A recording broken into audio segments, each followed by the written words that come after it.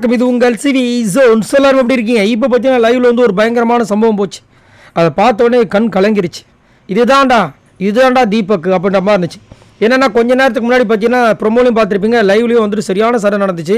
அதில் தீபக் தான் ஸ்டார்ட் பண்ணாருன்ற நான் ஆல்ரெடி சொல்லியிருந்தேன். அதுக்கு நிறைய பேர் வந்து அப்படிலாம் கிடையாது, இவர் வந்துட்டு அருண் தான் மாற்றிட்டாரு அப்படி சொல்லியிருந்தீங்க. பட் இப்போ வந்துட்டு தீபக்கே வந்து அருண் கிட்ட மன்னிப்பு கேட்டிருக்காரு. இதுதான் வந்துட்டு ஒரு மனுஷத்தன்மை, கடவுள் தன்மை அப்படின்னு சொல்கிறது. ஒரு பெரிய மனுஷத்தன்மை.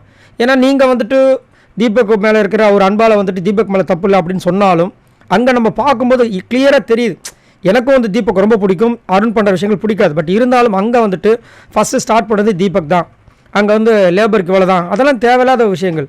அப்போ என்பதே அவருக்கு வந்துட்டு கண்டிப்பாக உள்ளுக்குள்ளே இருக்கிற அந்த ஈகோ வந்து ஹர்ட் பண்ணுற மாதிரி எல்லாருமே சேர்ந்து அடிக்கும்போது அவருக்கு வலிக்க தான் செய்யும், வழியில் வந்து கத்த தான் செய்யும், சும்மாவே கத்துவார்.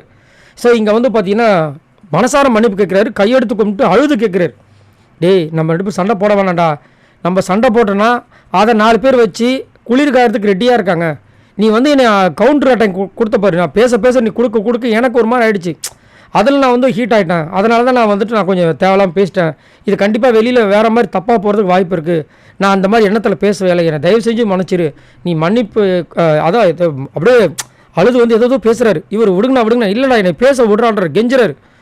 இன்னொரு பக்கம் ஒருத்தர் வந்துட்டு கையை எடுத்து கும்பிட்டுன்னு இருக்காரு கண்ணாடி முன்னாடி.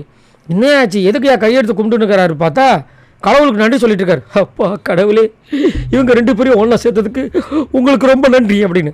ஏன்பா இந்த அழுகிற விஷயத்தில் விட்டுட்டு போய் கேப்டனாக பொறுப்பாக ஏதாவது வேலை பண்ணணுமோ அதை போய் பாருங்கய்யா, ஏயா உயிரை வாங்குறீங்கன்ற மாதிரி இருந்துச்சு. அவ்வளோ அமுழுத்துமொழி நடக்குது, ஏதாவது போய் பிரித்து வைக்கிறாரா? நல்ல ஆள் பார்க்கறதுக்கு அண்டர்டேக்கர் மாதிரி இருக்காரு. போய் சவுண்டு கொடுத்துட்டு போங்கடா அந்த பக்கம் சொல்ல வேண்டியதானே. நல்லா விட்டுட்டு இங்கே வந்துட்டு கடவுளே ரொம்ப நன்றி என்னத்தை சொல்ல. ஆனால் இங்கே வந்துட்டு நான் ஆல்ரெடி சொன்னது தான், தீபக் வந்து கொஞ்சம் உணர்ச்சிப்பட்டார். அதே மாதிரி வந்து நேற்று ஒரு விஷயம் பேசியிருக்காங்க, என்னென்னா லேபர் ஸ்கில், இதை பற்றி தொழில் ரீதியாக வந்து நம்ம ஏற்றத்தாழ்வில் பேசக்கூடாது, பெரிய விஷயம், பெரிய டாப்பிக்கு பிரச்சனையாக போய்டுன்னு சொன்னதுக்கப்புறமும் காலையில் அவர் வந்து டீ கேட்கும்போது அவர் வந்து தீபக் அந்த மாதிரி சொன்னது தப்பு தான். அதை இங்கே வந்து மனசார மன்னிப்பு கேட்டது எனக்கு ரொம்ப பிடிச்சிருக்கு, ரொம்ப சூப்பராக இருந்துச்சு. ஏன்னா இந்த பக்கம் பார்த்தீங்கன்னா சௌந்தர்யா ஜாக்கும் சொல்கிறாங்க இவங்க சண்டை போட தெரியும், ஆனால் இவ்வளோ நாள் எடுத்துக்க நான் நினச்சி கூட பார்க்கலாம் அப்படின்னு.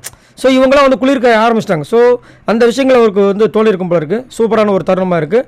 அருணும் அழுத விஷயங்கள் கொஞ்சம் இதுவாக இருந்துச்சு. இதுக்கப்புறமா 2 பேருமே கொஞ்சம் நல்லா விளையாடுவாங்கன்னு நம்புகிறோம். சரி, இதை பற்றி உங்களோட கமெண்ட்ஸை சொல்லுங்கள். அதே மாதிரி இந்த வீடியோக்கு மறக்காமல் ஒரு லைக் பண்ணி தட்டி விடுங்க, நான் கேட்டுகிட்டே இருக்கேன்.